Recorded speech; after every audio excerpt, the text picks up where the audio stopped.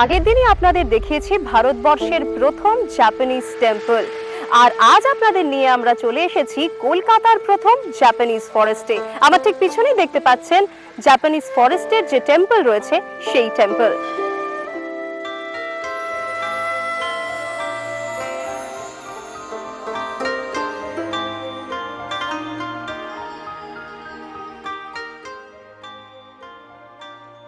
এবার আপনাদের নিয়ে যাই জাপানিজ ফরেস্টে, সেটাও কিন্তু এই খাস কলকাতায়। কি অবাক লাগছে তো।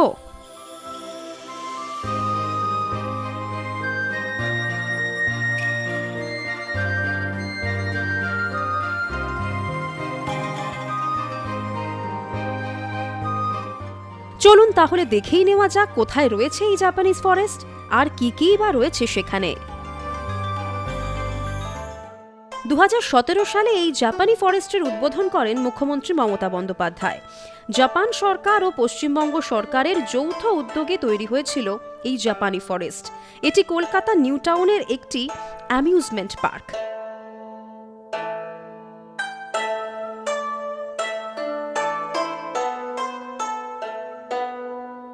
মন্দিরে ঢোকার সময় দেখা মিলবে জাপানের ট্রেডিশনাল কোমাইনুর মানে লায়ন ডগের।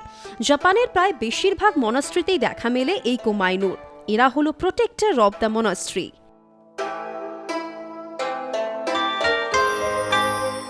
নিউটাউন ইকো পার্কের 1 নম্বর গেট ও আইফেল টাওয়ারের মাঝেই রয়েছে এই জাপানিজ ফরেস্ট, একেবারে শান্ত স্নিগ্ধ পরিবেশে।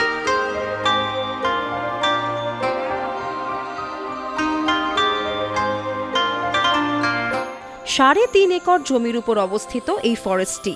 রয়েছে বিভিন্ন জাপানি গাছপালা ও ফুল, রয়েছে একটি বৌদ্ধ মন্দির, একটি শিন্টো মন্দির, একটি লেক এবং পাশেই রয়েছে জাপানিজ রেস্তোরাঁ ও দোকানপাট।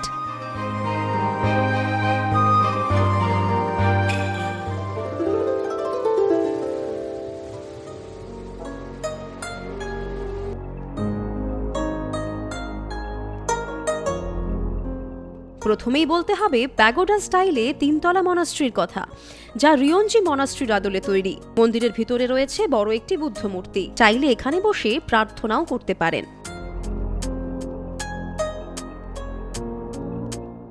মন্দিরের বাইরে বাগানে রয়েছে শিন্টো মন্দির, সেখানেও শিন্টো দেবতাদের পুজো হয়।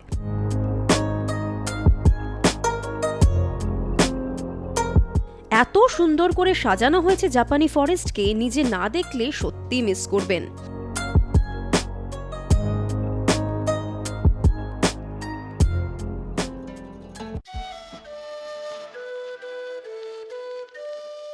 একটি আর্টিফিশিয়াল জলপ্রপাতও রয়েছে, টোরি গেট রয়েছে, এখানে রয়েছে মুন গেটও, রয়েছে উইশ পন্ড।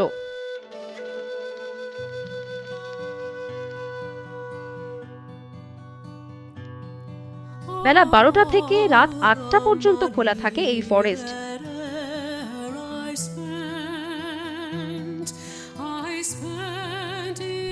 ইকো পার্কের এই এলাকায় যখন ডেভেলপমেন্টের কাজ চলছিল, তখন একটি প্রাচীন বুদ্ধ মূর্তি খুঁজে পান একজন শ্রমিক। তারপরে এই জাপানি ফরেস্ট তৈরির সিদ্ধান্ত নেওয়া হয়।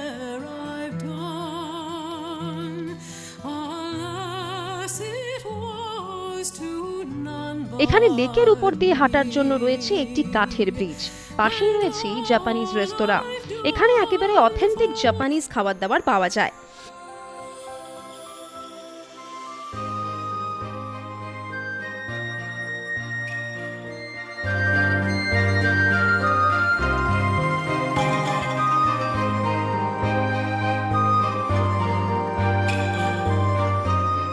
রাতে কিন্তু এই জাপানিজ ফরেস্ট সেজে ওঠে একেবারে অন্য রঙে।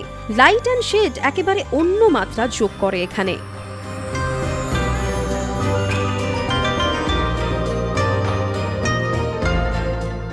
সময় করে ছুটির দিনে একবার ঘুরে আসুন এই জাপানিজ ফরেস্টে।